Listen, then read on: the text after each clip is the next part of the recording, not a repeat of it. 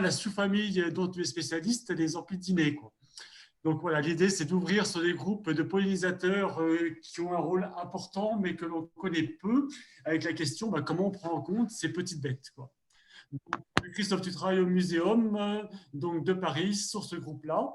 Donc j'espère que tout le monde nous a rejoints et est prêt à recommencer cette deuxième partie. Donc je te laisse la parole là. Écoute, merci Dominique. Plus globalement, merci à tous les organisateurs pour m'avoir invité à parler d'Ampidide.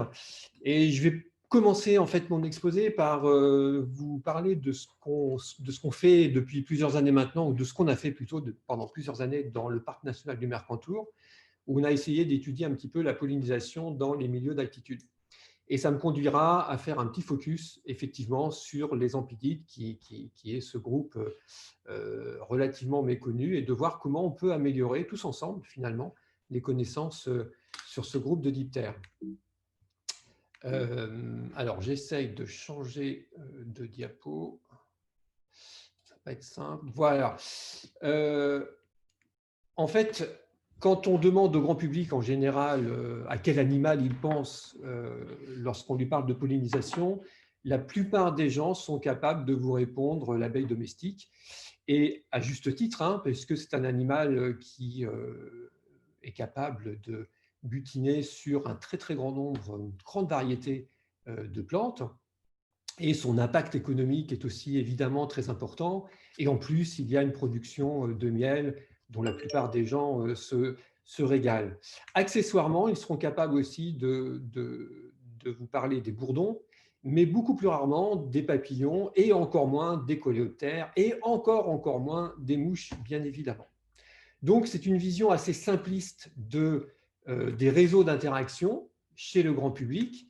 Mais ce qui est assez amusant, c'est qu'il y a encore 20 ou 30 ans, cette vision assez simpliste, elle existait aussi chez les spécialistes, les chercheurs, et plus particulièrement les écologues de la pollinisation. Alors, ce n'est pas du tout méchant hein, ce que je dis, mais c'est la réalité. C'est-à-dire qu'en dehors des abeilles et des hyménoptères en général, point de salut, hein, on admettait que d'autres groupes d'insectes pouvaient intervenir, mais dans des proportions relativement limitées, et surtout avec une efficacité pollinisatrice beaucoup moins importante que celle des abeilles.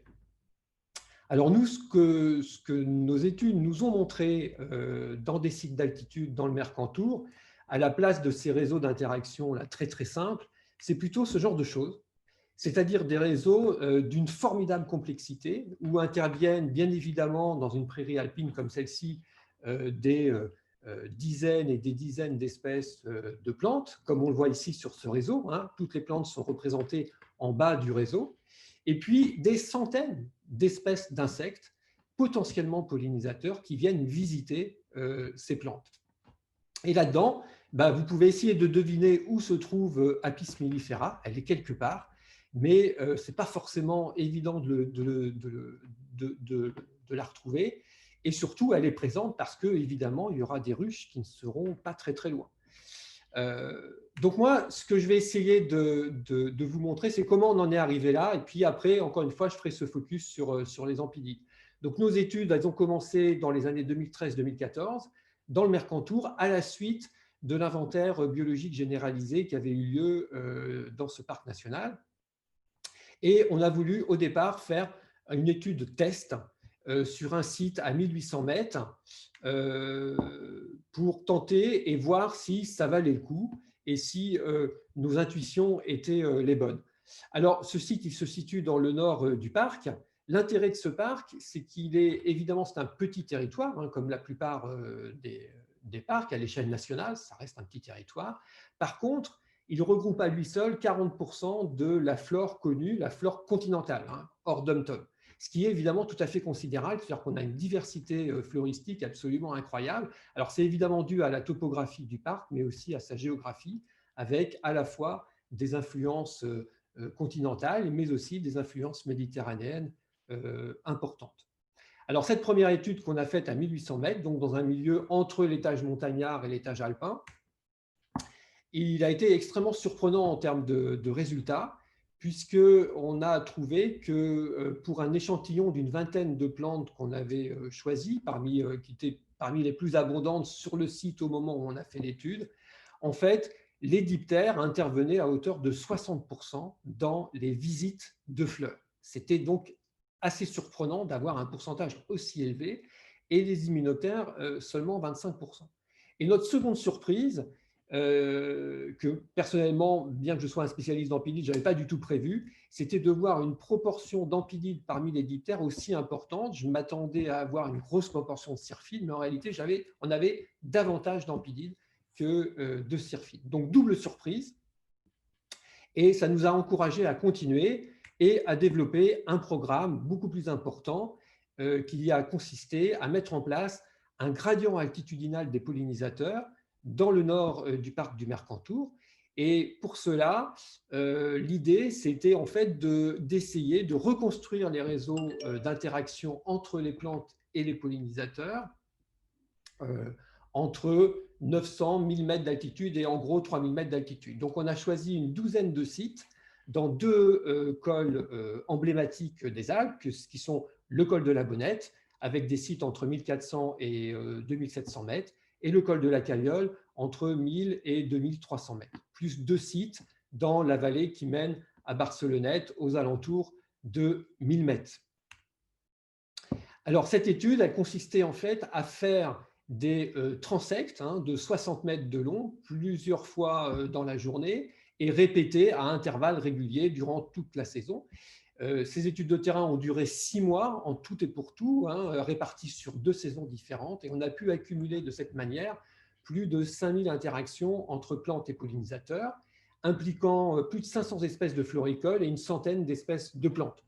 Donc l'opérateur faisait la chose suivante, il parcourait un transect et il capturait tous les insectes trouvés sur les fleurs pour identification et des fleurs et identification des insectes. Alors, je ne vais pas rentrer dans tous les détails, mais on a découvert 3 choses très intéressantes. D'abord, c'est qu'il y a une sorte de partage du gradient altitudinal entre les pollinisateurs. Ce n'est pas vraiment un partage en réalité, c'est plutôt que jusqu'à l'étage montagnard, les 3 grands groupes, je ne parlerai pas des lépidoptères pour des raisons peut-être qu'on invoquera tout à l'heure, mais les coléoptères, les diptères et les hyménoptères interviennent à peu près avec les mêmes abondances jusqu'à cet étage montagnard. Et à partir de l'étage montagnard, jusqu'à des hautes altitudes, on voit progressivement la courbe bleue qui reste à des niveaux très élevés, c'est la courbe des diptères, alors que les courbes jaunes et vertes s'effondrent littéralement, c'est-à-dire qu'on ne trouve pratiquement plus d'hyménoptères et de coléoptères à des étages élevés. En ce qui concerne les hyménoptères, on continuera évidemment à trouver quelques espèces de bombus, mais là, les diptères vont vraiment prédominer aux étages subalpins et surtout alpins. Donc, c'est exactement ici la même chose, mais représentée sous forme de réseau d'interaction des plus basses altitudes vers les plus hautes, en lisant du haut vers le bas et de la gauche vers la droite.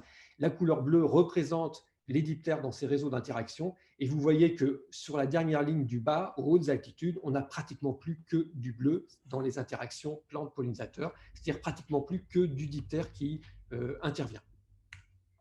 Le deuxième résultat intéressant, c'était une mise en évidence d'un partage de la ressource trophique qui est significatif sur l'ensemble du gradient altitudinal. On voit sur la gauche de l'écran que des hyménoptères, que certaines plantes plutôt sont visitées uniquement par des hyménoptères, et sur la droite, certaines plantes sont uniquement visitées par des diptères. Si on regarde les réseaux d'interaction en prenant les ordres 2 à 2, par exemple hyménoptère-diptère ou hyménoptère-coléoptère, c'est exactement la même chose. Là aussi, c'est significatif. Si on prend hyménoptère-coléoptère, vous voyez qu'il y a une grande proportion de fleurs qui ne sont jamais visitées par des coléoptères, mais uniquement par les hyménoptères. Une petite proportion est visitée uniquement par des coléoptères et pas par des hyménoptères. Donc ça, c'était un deuxième résultat intéressant, le partage de la ressource trophique. Et le troisième résultat, là, c'est le réseau total, en fait, qui résume la totalité des interactions entre les plantes et les insectes sur l'ensemble des altitudes, donc l'ensemble des sites. La plupart des familles sont prises en compte, de coléoptères, de diptères et d'hyménoptères. Et vous voyez que les apidés ne sont pas les principaux visiteurs de fleurs.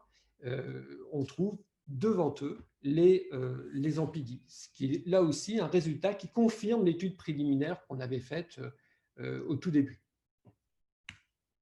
Alors, ces amphidides, qui semble être l'un des tout premiers groupes qui intervient sur les fleurs dans les milieux d'altitude. Ce sont des espèces qui sont surtout connues pour leur comportement de reproduction, ce qu'on appelle le comportement de cours. Ils ont été beaucoup étudiés pour ça, même si on ne peut pas les élever en laboratoire, mais ils ont été beaucoup étudiés sur le terrain, puisque durant la période de reproduction, les mâles sont des prédateurs, ils chassent, et ils offrent leur proie aux femelles au moment de l'accouplement. La rencontre se fait dans des essaims, et pendant l'accouplement, la femelle se nourrit de la proie et lui apporte de cette manière les protéines dont elle a besoin pour la maturation des œufs, puisque le reste du temps, elle se nourrit principalement de nectar. L'autre caractéristique assez intéressante, c'est que durant cette phase, on a certaines espèces de prédateurs qui peuvent chasser des proies parfois plus grosses qu'eux. C'est le cas avec cette espèce de droite, d'ampidide, qui est une espèce asiatique et qui est capable de chasser de gros syrphides, par exemple. OK. Alors, les ampidides, malgré tout, étaient connus évidemment depuis longtemps pour visiter les fleurs, mais on n'en faisait pas beaucoup de cas. C'était particulièrement connu, comme ici, pour des espèces tempérées de l'hémisphère nord. Ces espèces possèdent soit des trompes relativement courtes, comme par exemple les syrphides, et à ce moment-là, ils butinent plutôt des fleurs du type euphorbe ou des fleurs de lierre, ce genre de choses, où le nectar a tendance à suinter. Soit ils peuvent être dotés de trompes très transformées, extrêmement allongées, parfois aussi longues que le corps, ce qui leur permet d'aller chercher le nectar très profondément dans certaines fleurs. Mais plus récemment, on a découvert que ce comportement de floricolie, il existait aussi dans l'hémisphère sud, aussi bien pour des espèces tempérées, comme cette espèce orange et noire qu'on trouve au Chili, en Patagonie, que cette espèce d'ampis qu'on trouve à droite ici sur des fleurs au Cameroun. Et aussi dans des zones subtropicales avec des fleurs très profondes, où là, on a un ampidide qui triche, c'est-à-dire qu'il va aller butiner en perforant la fleur à la base. Et ici, on est en Afrique du Sud avec une espèce qu'on a pu filmer assez récemment. Certaines plantes emblématiques sont elles-mêmes visitées. C'est le cas ici de plantes telles que les orchidées, par exemple. Alors, évidemment, les ampidides visitent les fleurs. Cela ne signifie pas qu'ils sont des pollinisateurs efficaces. Donc, ce qu'on a voulu faire, parce que curieusement, dans la littérature, on trouve très peu d'expériences qui mesurent l'efficacité pollinisatrice des insectes. Ce n'est pas si courant que ça. On a voulu le faire pour les ampidides en prenant comme modèle une plante qui est assez bien répandue dans le Mercantour, qui est le géranium des bois, Géranium sylvaticum. Et on a fait des expériences de single visit, c'est-à-dire qu'on va mesurer le nombre de graines produites par la fleur après la visite d'un seul insecte. Alors, comment on fait ? On emballe le bouton de la fleur dans un petit sachet, on vient tous les jours jusqu'à temps que le bouton s'ouvre en fleur. Quand il est ouvert, on retire le sachet, on attend qu'un insecte vienne butiner. Une fois qu'il repart, on remet le sachet et on attend que la maturation des graines se fasse. Et ensuite, on peut compter le nombre des graines. Alors, cette fleur de géranium, elle peut produire 5 graines au maximum. Les résultats qu'on a trouvés, d'une part, on a trouvé un premier résultat qui confirme ce qu'on trouvait dans les réseaux, c'est-à-dire une prédominance, là aussi, des diptères en termes de visite sur cette espèce de fleur, et plus particulièrement des ampidides. Quel que soit le moment de la journée, pratiquement, et quelle que soit l'exposition, cependant, on voit quand même qu'il y a une répartition un petit peu entre diptères et hyménoptères, les hyménoptères préférant les milieux les mieux exposés, plus au soleil, alors que les diptères vont plutôt intervenir à l'ombre dans des milieux plus frais. Et en termes de production de graines, on a montré que les ampidides étaient capables de produire pratiquement autant de graines que ne le fait une abeille, qu'elle soit domestique ou sauvage. Quand on regarde les gros ampidides supérieurs, dont la taille est supérieure à 10 mm, on a la même production de graines, environ en moyenne 2 graines et demie, pareil que pour les abeilles. Et pour les individus plus petits, inférieurs à 10 mm, on a une production de graines qui est un petit peu inférieure, mais globalement, on a des productions de graines qui sont équivalentes entre ampidides et abeilles. Donc, quand on compare ce groupe de diptères, pour cette plante-là en tout cas, par rapport au groupe référent, un groupe modèle que sont les abeilles, on obtient à peu près la même efficacité pollinisatrice. Là aussi, ça a été un résultat assez surprenant et intéressant, évidemment, pour nous. Alors, Que conclure de ces études? D'abord, dans des milieux qui sont relativement préservés. Attention, hein, ce ne sont pas des milieux sauvages, les milieux d'altitude du Mercantour. Il y a des pâturages, il y a du fauchage. Ce sont des milieux qui sont occupés par l'homme depuis des centaines d'années et qui ne ressemblent certainement pas à ce qu'ils étaient il y a 10 000 ou 15 000 ans ou 20 000 ans ou 50 000 ans. Donc, il y a un impact humain qui est important, mais qui n'a évidemment rien à voir avec celui qu'on peut connaître, par exemple, dans la Beauce. Donc, ce sont des milieux qui restent relativement bien préservés, très riches, à la fois en fleurs et en insectes. Et on a donc des réseaux d'interaction plantes-insectes qui sont aussi d'une richesse exceptionnelle. Ces réseaux varient avec l'altitude, ils changent avec l'altitude, ce qui renforce donc la richesse de la diversité de ces interactions. Le troisième point, c'est que les diptères sont les principaux visiteurs de fleurs des prairies alpines et en particulier au-delà de l'étage montagnard. Je ne vous ai pas parlé des mucides, des anthomides, de toutes ces familles de diptères qui interviennent notamment aux plus hautes altitudes. L'efficacité pollinisatrice me paraît être aussi un point important à souligner. Il faudrait multiplier les études sur l'efficacité pollinisatrice des insectes parce qu'on a beaucoup de préjugés sur la question. Et puis enfin, vous qui êtes des gestionnaires de réserves, je sais que vous avez conscience que vous gérez des sites qui sont riches en biodiversité, mais c'est particulièrement important de le faire savoir, de montrer que ce sont des réservoirs de biodiversité importants, à partir desquels peut-être des insectes pourront coloniser d'autres milieux, ou recoloniser plutôt d'autres milieux qui sont aujourd'hui extrêmement anthropisés et dans lesquels on a fait beaucoup de dégâts, notamment par une agriculture intensive. Donc voilà ce que je voulais dire. Il y a plein d'autres choses que dont j'aurais voulu vous parler, mais j'ai déjà fait très vite, j'avais 30 diapos. Voilà. En tout cas, je suis ouvert à toutes les questions. Vous pouvez retrouver tous ces travaux dans diverses publications qu'on a pu faire ces dernières années et évidemment me contacter personnellement si vous avez envie d'en savoir plus sur cette famille-là ou sur les diptères en général. Voilà. Merci de votre attention. Merci Christophe, tu nous donnes envie de nous intéresser à ces petites bêtes. Voilà, en attendant que les petites mains se lèvent, je vais justement te demander, sur une famille comme les Ampidides, en fait, on a peu de connaissances en France. Il n'y a pas de catalogue national, il n'y a pas de liste nationale. Est-ce qu'il y a une stratégie au muséum pour améliorer les connaissances sur une famille comme celle-ci, qui participe activement à la pollinisation, comme tu nous l'as fait partager, de façon à ce qu'on la prenne en compte réellement dans les peuplements de pollinisateurs? Alors, il n'y a pas vraiment de stratégie pour la simple et bonne raison, c'est que moi, je suis un spécialiste d'Ampidides, mais je m'intéresse à la sous-famille à l'échelle internationale, à l'échelle mondiale. C'est à peu près 2500 à 3000 espèces décrites. Il y en a probablement autant, comme pour tous les groupes d'insectes, à décrire dans le monde. Donc, ce qui m'intéresse, c'est les aspects aussi de phylogénie, de systématique, d'écologie, évidemment, comme j'en ai parlé ici, mais à l'échelle internationale. Donc là, on avait des études ciblées sur le Mercantour. J'essaie de constituer petit à petit, grâce aussi à des gens comme toi, des listes pour la France, mais c'est plutôt, j'allais dire, et c'est là que je voulais aussi intervenir, je voulais qu'on en parle, juste quelques instants, ce serait bien de mettre en place des réseaux en France avec les réserves, avec les parcs, pour faire un petit peu ce qu'on a fait dans le Mercantour, c'est-à-dire établir des listes pour, à terme, être capable de sortir un catalogue qui a une certaine valeur pour ce groupe-là. La dernière faune qui est sortie sur les Ampidides, l'ensemble des Ampidides, elle date des années 60 et c'était pour les îles britanniques.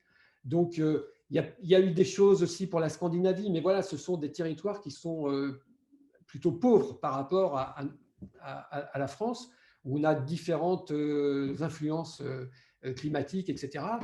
Donc voilà, je sais que toi, tu t'y es mis.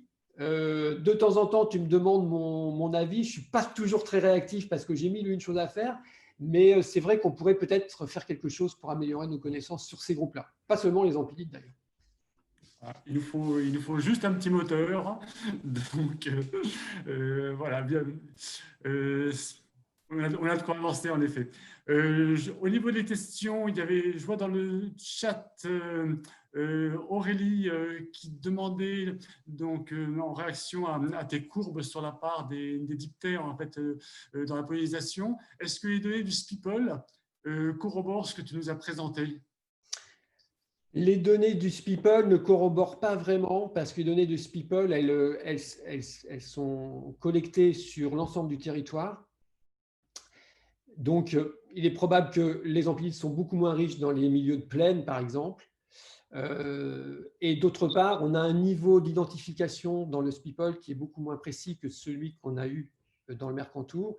Donc, c'est assez difficile de comparer.